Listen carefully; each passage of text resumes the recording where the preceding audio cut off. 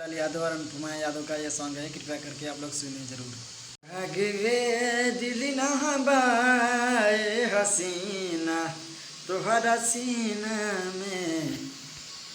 नमस्कार, प्रणाम, कैसे हो आप सब लोग। स्वागत है आप सभी का आदिवासी भोजपुरी अपडेट्स में। तो दोस्तों, आप लोग को बता देना चाहता हूँ कि ये सॉन्ग आप लोगों को कैसा लगा।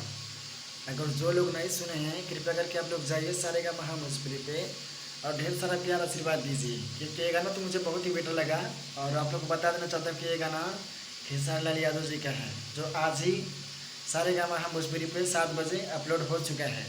तो तबाही मचाने के लिए आप लोग ज़रूर जाइए और ढेर सारा प्यार आशीर्वाद दीजिए। इस सॉन्ग को बहुत ही बवाल सॉन्ग है और एक साफ़ सुथरा सॉन्ग है। तो आप लोग जाइए और ढेर सारा प्यार आशीर्वाद दीजिए। और दोस्तों, आप लोग को बता देना था कि इस चैनल पर जितने भी लोग नए हैं, कृपया करके चैनल को सब्सक्राइब जरूर करें, ताकि आप सभी को ऐसे भोजपुरी की सारी अपडेट्स मिलती रहे।